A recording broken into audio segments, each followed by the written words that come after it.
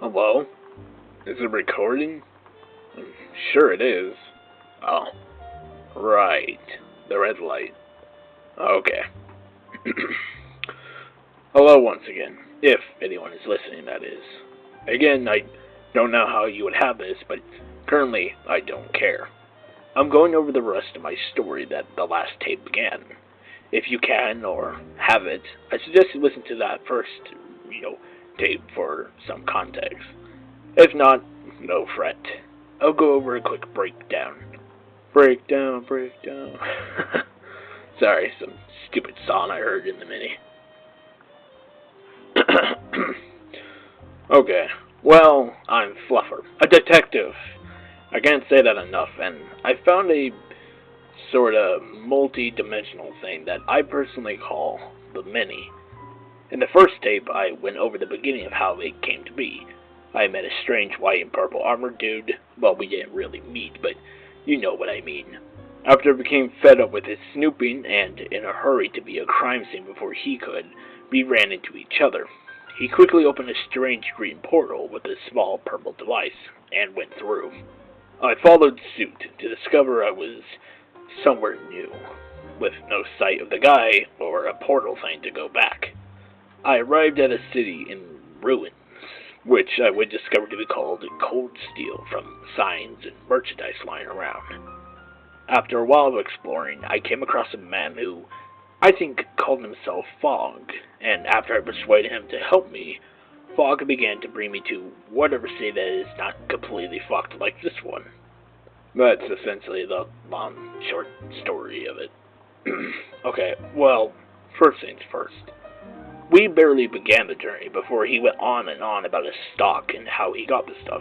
Hell, he even said something about getting a grenade by training his other golf club. What the fuck? Either way, I tried to be polite and quiet, saying things like, yeah, okay, right, and all that stuff. Until either I just blanked out or he decided to. Fog stopped talking. He must have recently done it because he shortly stopped and looked upon a nearby structure. One that was like many buildings in the city. Torn, cracked, burnt, and overall in ruins. But proved to be more interesting looking than the rest of the buildings. Containing 3 large letters over the now blocked double-door entrance. CPS. I looked to Fog, and from his posture, he was most certainly distracted. Of course, without a doubt, he surely knew this place, or may have heard about it. I mean, there must be a reason why he's here, in a ruined city. A vendor like him shouldn't be. I began to talk to him, asking if he's okay. I hadn't received a reply, and instead, Fog began to move on once, telling me to follow. This time, while still having his dreadful accent, there was no humor or excitement behind it. Like when you go to a stage play and you can tell the players were just not in it. Weird comparison, I know. After what felt like minutes of silence, I asked the big question. Well, one of my big questions. One I was fairly positive this Fog could answer. What happened to Coldsteel? I remember Fog remaining silent for, well, I don't actually know. But it couldn't have been that long before he finally began. While I can't really recall 100% what he said, this was the gist of it. Apparently, Coldsteel was one of the first civilizations built in this new land. Well, new at the time. I think he said something like, it's called Homes, or Chaos was the name of that land. Something like that. But I may be far off. He said that it would eventually become the most well-known city, after the previous one was destroyed in some sort of natural disaster. One Coldsteel survived because it was just high enough to avoid rising tides, but low enough not to have immense cold weather. Anyway, Coldsteel was home to thousands. Recalling that Fog did give a specific amount, but I've since forgotten what the number was. I just know it was up, in the thousands. That was until the invasion that led to its fall. It was a cult, one I would actually get to experience a hint of very soon. They were called the Cult of the One Being. I know, very directed, not at all too creative. The events of the cult attacking the city lasted for weeks, due to the forces of Coldsteel protection and security. Oh, That's what CPS stood for. I just got that. Anyway, thanks to CPS, they were able to stand their ground firmly, and if they had not been there, more would have surely passed away. However, that would not be enough. It came to a time where eventually the residents and CPS had to leave. It was too late to fend off the cult and even restore the city to what it was. CPS themselves actually crumbled and were now designated as inactive, possibly every member to be deceased. However, Fogg did note that there was actually a group left who took the fight to the cult, long after the fall of Coldsteel. Unknown to me then, I would see the cult, or some members of it, for myself. Fogg had only just reached the end of his story before a voice called out from above us.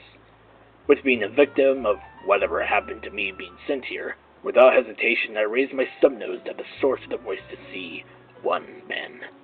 Fogg shortly drew his automatic weapon, or what looked like an automatic weapon, and aimed at Adam. It didn't take long for me to learn his name, being yelled out by Fogg, insulting the cultist soldier, called Robert Mykerm. Weird name. Robert had his own automatic weapon that looked exactly like Fogg's. However, he aimed it directly at Fogg, speaking to him, suggesting a personal or hateful relationship to one another.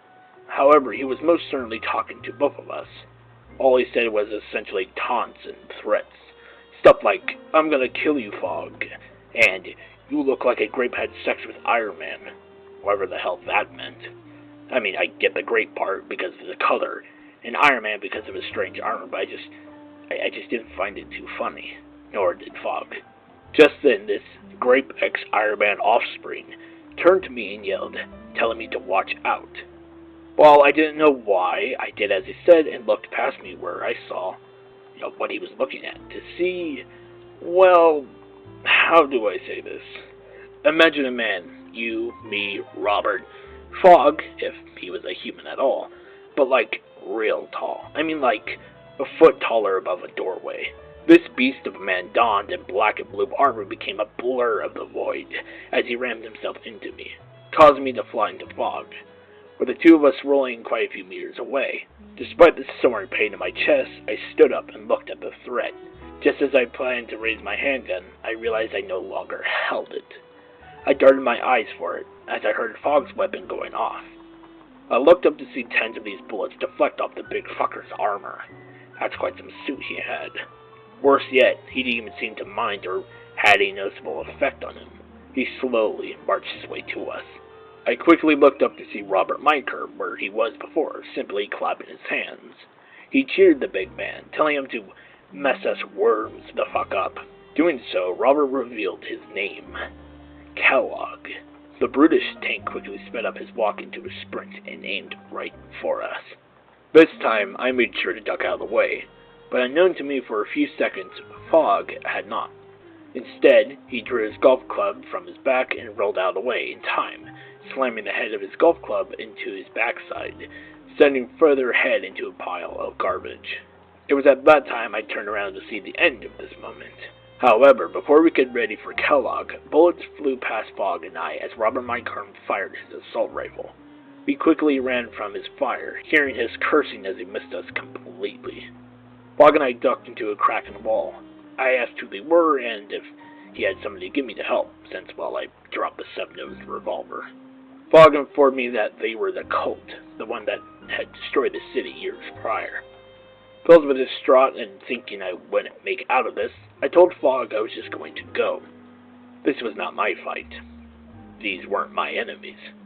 Fogg, despite wearing a helmet, met me with annoyance. He quickly passed a handgun and told me there was only 4 shots in it, due to him using earlier at some sap-sucking squirrels, whatever the hell that meant.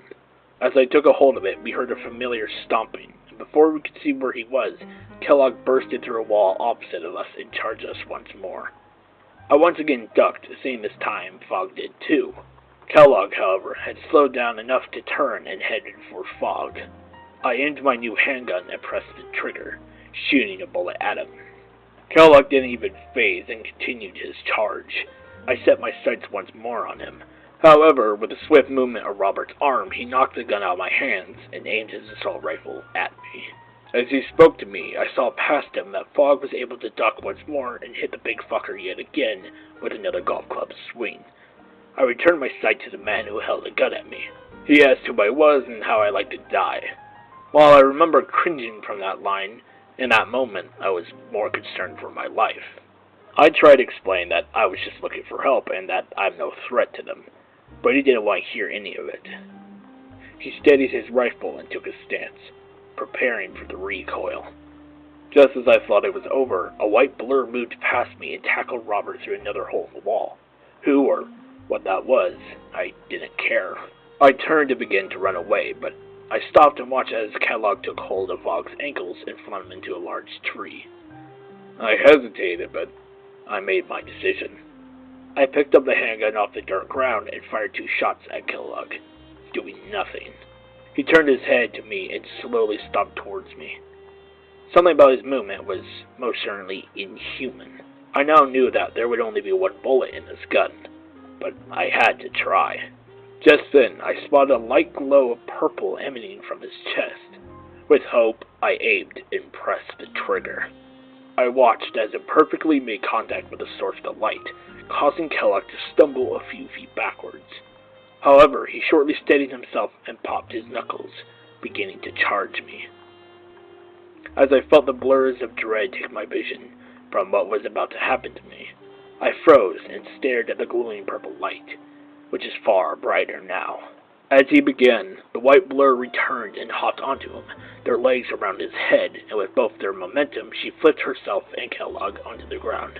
𝐃𝐿𝐭𝐞 rolled past me as the white figure ceased her own rolling and stood up beside me. She, now clearly a feminine woman, was wearing armor of white and green. She quickly nodded and ran after 𝐃𝐿𝐭𝐞. I only watched for a moment before quickly running to Fogg, helping him off the ground. He was clearly in focus, possible concussion. I placed one of his arms over my shoulders and I helped him up. I watch afar as I see the mysterious woman continue to fight 𝐃𝐿𝐭𝐞, dodging his attacks and punching her own. However, at that moment, I was done with this. I carried Fogg away, looking for anywhere we could... Consoles. The chief is asking for you. Shit. I'll be there in a bit. I knew I had a meeting to get to, but I thought I would have gotten the story done beforehand. Well, not like that was a bad session, but I wanted to go over a little more. I guess I could save that for next time. That's of course if I feel like it anyway. What's the point of recording these? Okay. This button? I think so.